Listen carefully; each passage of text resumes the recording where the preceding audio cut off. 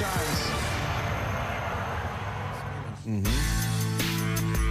Oh, beautiful Tampa, home of the world champion Tampa Bay Buccaneers. What do they say? Champa Bay. That's Tampa Bay. Tampa Bay. I didn't know that. Were you bummed out? Because we were sitting here waiting for Tom Brady to hit the podium. Of course, we'll bring you that. Bruce Arians also will address us live right here on NFL Network. We'll bring you that. Upset the cannons weren't shot yesterday, buddy? Yeah, no cannons. Weekend wasn't on the ship. That was my prediction for 2 straight weeks. You know what else I'm upset about? What do you got? And here's my hot take this morning. I think the MVP should have gone to someone on the Bucs defense. I was disappointed about that. Brady got it fine. I'm not bounding on the table. But the story of this game, historically and this morning, is the Tampa Bay Bucs defense. And I think either Devin White, who had 10 tackles, an interception, or Levante David or Shaq Barrett should have been the MVP, and it went to the quarterback. Is it too hard to decide between, do we give it to Levante? Do we give it to Devin? So let's just give it to Brady. 10 tackles and interception for Devin White is worthy, especially the game-sealing interception. But I always just, all the momentum goes to the quarterback. So Brady played well. But man coverage on Travis Kelce most of the night. You talking about Levante? I'm talking about Levante. I mean, a lot of his impact is not going to show up on the box score, but you can't cover Travis Kelce that long and hold him to what you held him to. I think that was a big key in defending the Kansas City Chiefs. Brady was winning that thing no matter what. I know. They could have won 2-0. Brady was. But isn't that wrong? Like, shouldn't we look at that process?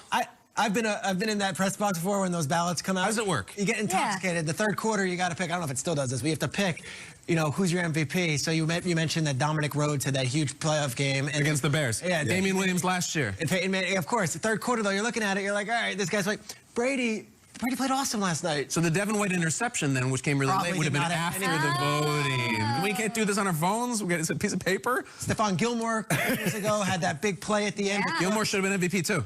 Probably should have been. Oh, well. Interesting. At GMFB, your thoughts on that footage we saw coming in here with the Chiefs defense? Yeah, I thought the Chiefs did a great job on the goal line, but at the end of the day, I think they're too small at the linebacker level. I think the team is used to being in leads. The team is used to this offense just being high-powered, and traditionally, when you have a high-powered offense, you don't have a great defense. You see what I'm saying? And when you have a great defense, you don't always have a great offense. That's what makes the Tampa Bay Buccaneers this championship run so special. I feel like Tampa Bay could beat you any way you wanted it. They could run the football, they could be explosive down the field throwing the football, and they can play tough defense and stop you from scoring. So great job. I went back, Brady, 7th Super Bowl, right? I'm going back through it. He's played in 10. This was the first blowout he's ever been a part of. It's always close. It's always like a 3-point game, a 6-point game. You need that Malcolm Butler situation. It should be close. And this one was 31-9. And it's so weird that 9 points. What is this? 9 points from the Tampa Bay. What an effort. That's the thing. It's like the Buccaneers defense to me. Can they collectively be the MVP? Because Brady got MVP, but you're right. Todd Bowles. When we look back on it, it's most valuable player. I get it. Maybe somebody will ask Tom that when he hits the podium here in a minute. See, what we're doing here in the business, people, is tap dancing. We're waiting. I'm just going to tell our people watching right now, thanks for choosing us this morning. We've got highlights ahead. We're waiting to hear Tom Brady's at the podium. Now we have a Super Bowl champion here on set with us, so I ask you, and you've got that shiny ring on your finger. Are we going to be waiting for a little bit? Are they celebrating this one? What happens in the hours leading up to when everybody they celebrate to the podium? You're right, they celebrating. Everybody's in the locker room taking pictures with the Lombardi, getting their official picture. That's last night. We're the next day now. No. This is the next day. Trust me. This is when you're cleaning out your lockers, the exit physicals, because, you still have football business to do. During your exit physicals, you're taking pictures with that trophy, man. Yeah. Getting all your social media stuff going down. That's what it's all about. Maybe Offset will sit down instead of Tom Brady if they were partying with them at the aquarium? Never know. I like tap dancing and its ugly cousin, vamping is what it's called. What's the hilarious show? Quavo's his name. I called him Quavo. That's what it is. Oh, Peter's old and white. He mispronounced all the rappers. Hilarious. Oh, man. Yes. I like the Three Amigos. Were they there? They were there. Oh, good. What about Joe Biden? Joe Biden. Wait, isn't he the Y'all ain't right. Y'all ain't right. My thing is now we got to talk Tom Brady for the next 6 months in the offseason. It's like we have to do another spin. And I'm amazed we're here. Yeah. We're going to talk Brady as a defending Super Bowl champion yet again. I never would have signed on for that 2 years ago, let alone, like, it's crazy, and yet I'm reinvigorated with Brady. It's like a different Brady. It's not the same old Patriots Brady. And I think this Bucs team, Kay, like, looking at their roster, like... A dynasty? They might be bringing everyone back with an offseason and no pandemic. Like, reverse dynasty. Knock on wood. And that's the Bucs. It's like Tenet. It's backwards. What the hell? I just hope, like, they keep the same energy they have with our show. Don't get too big for us, Buccaneers, right? We love our Matt Light coming on and making fun of Kyle and his sweating problem. Like, so stay you. Yes, Matt Light, incredible lineman. We also like Jason Light. Yes, that's what I meant. We're all sweating this Not Matt Light. Matt Light also a Super Bowl champion. He's the Super Bowl champ. You can talk about that. Todd Light, too. But for now, we're going to send it somewhere else. Tap dancing done. Take it away, Commissioner Roger Goodell, Bruce Arians, and our Super Bowl MVP for the 5th time, Tom Brady. Jason Light. Okay, good morning. I just left another Zoom in the other room, thanking the community of Tampa Bay for just an extraordinary Super Bowl. Lots of challenges over the past year, but they stepped up at every opportunity and really made it happen. So we're grateful to everyone that had played such a big role in putting on the Super Bowl and doing it in a way that I think reflected so well on this great community. And we had a fantastic Super Bowl game, a dominant performance by the Buccaneers. Coach Arians, Tom Brady, well-deserved. Your leadership, your vision, your belief, your determination on delivering a Super Bowl to this community. You really delivered in every way. And really an extraordinary performance to give the first time we've had the host city in the game, and now the first time, obviously, to win that game. So it's not unusual for us to see Tom Brady step up and win a championship and do it with just an extraordinary performance and lifting everybody around him, including, I think, this community and the nation. So, Tom, congratulations on your 5th MVP award, 7 Super Bowl champs, and 10 appearances. Just unmatched, unrivaled, and just an extraordinary performance. So to you, fantastic. Coach Arians, I know how hard you worked. Just your determination to bring a championship to this community was really remarkable. And we all know how hard it is to win in this league. And you've been in this league an awful long time, and you deserve this. And congratulations to you and your staff for an incredible performance. Really great. So congratulations to both of you guys. Thank you. Appreciate it. Many more. I know that's what you're talking about already, how we're going to win next year. Thank you, Commissioner. We'll go ahead and get started with questions. Please address whether you're speaking with Tom or with Coach as we get started. Our first one's going to come from Rick Stroud.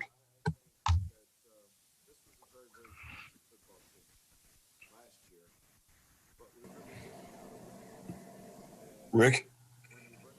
Well, Rick, hit the mute button, buddy. All right, we'll actually pivot and we'll go over to Greg Allman. Hey, congratulations to you both.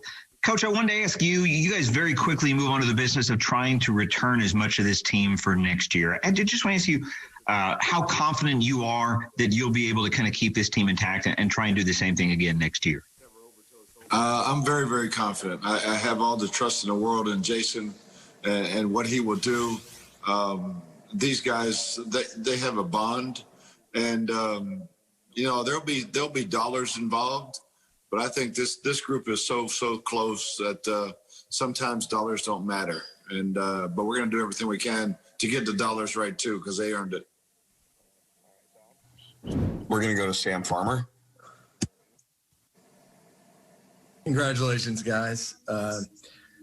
Tom, you alluded to this last night, but you had that stretch in November where you lost 3 of 4 games and had to sort of regroup. And this isn't the first time we've seen this with teams in the third quarter of the season. How does that sharpen your focus and sort of galvanize the team to go through a little losing streak before you ascend? I think, being in the league for a long time, rarely does the season ever just go, smooth sailing. So every team deals with adversities, has to overcome different obstacles over the course of the year. Sometimes you start slow. sometimes we had a middle stretch where we didn't play our best. We played some really good football teams, and then sometimes you struggle a little late and you got to get it going. But this team found a way when it mattered most, and there's so many great plays by great players on our team at the biggest moments, and even thinking about the playoffs. To go to Washington and get a win there, and our team's first chance in the playoffs was incredible. And then, to go to New Orleans and watch the defense play against the Saints team, which, was really, beat us pretty well 2 times this season. And then to go up and play the MVP of the league and watch our defense play the way they did. And then again, last night was pretty spectacular. So offensively, we made some great plays when we needed to, but it was the ultimate team effort, ultimate team. As BA said, it's an amazing team, amazing group of guys, and I'm very blessed to be a part of it. Thanks, Tom. We're going to go to James Palmer with the NFL Network. I'd like you both to kind of answer this. Bruce, of all the things Tom brings to a team, I guess what aspect of on, off the field leadership talent that you saw the most in getting you guys a Super Bowl? And then Tom, which part of it in terms of maybe prides you the most in what you bring to a team when you join it and when you're a part of it? Yeah, I think that this was a very, very talented football team last year, but we really didn't know how to win. And when you bring a winner in and he's running the ship, it makes a total difference in your locker room. Every time we step out on the field, we came from behind, I think, 2 times by 17 points down. And I think the leadership that Tom brings and his attitude that, hey, let's go play. It's never over till it's over. And we're going to win this thing somehow, some way. And, it permeated through our whole locker room, his belief that we're going to do this. And knowing that he'd been there and done it, our guys believed it, and it changed our entire football team.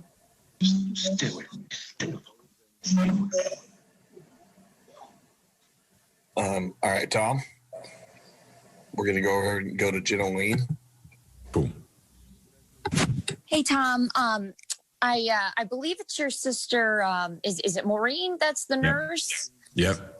What did it mean for you last night to see healthcare workers honor in such a big way? And also, between her and then, of course, with your parents having both dealt with COVID-19, what was that like for you last night to be part of that?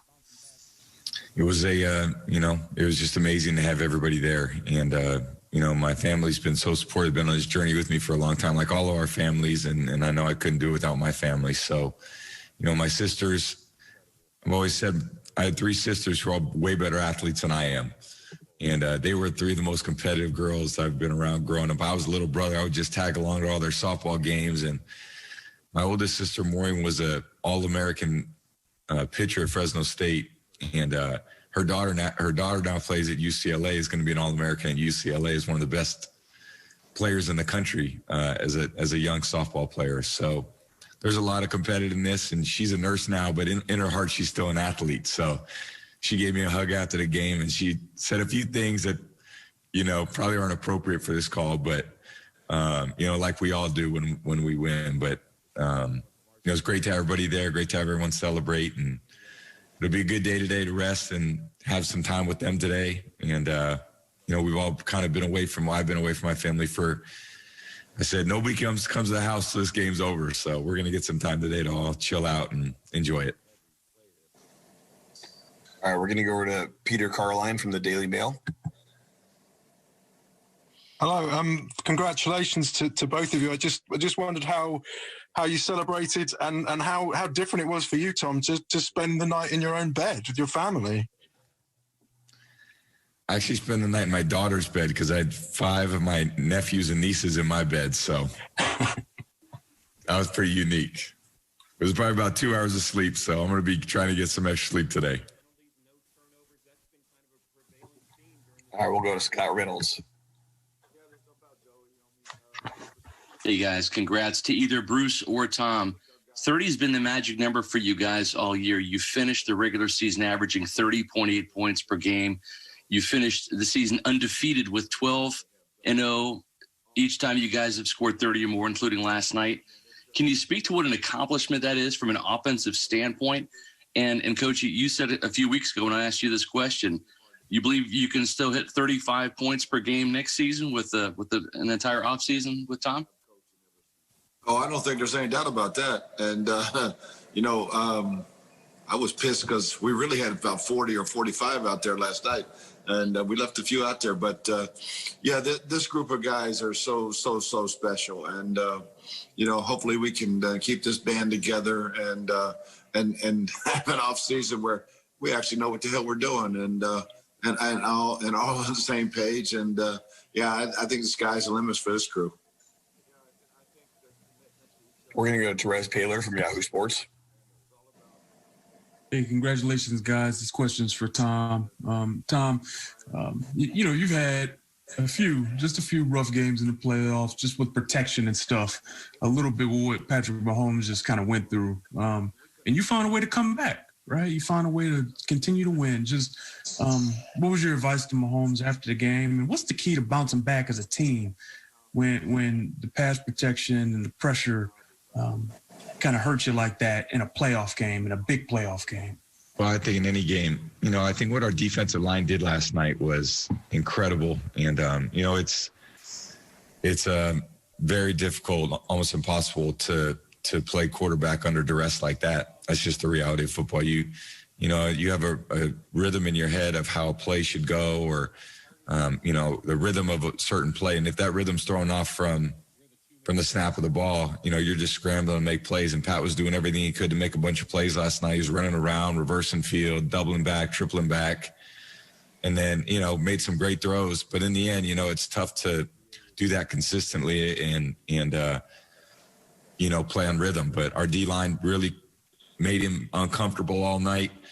It's a good feeling from our sideline seeing them do that. Just seeing the other quarterback work for passing yards is a great feeling. There's nothing, when I feel in rhythm and I feel like, okay, things are really clean. I'm seeing everything, it's fun. It's relatively easy. But when you feel, God, man, every play that for a 6-yard gain, I got to fire it in there and thread the needle between two guys. I mean, that's tough to play football like that. So I just give credit to our D-line, to Coach Bowles, the scheme he came up with, all the linebackers, Devin, Levante, what they did in pursuit of him. They played their ass off.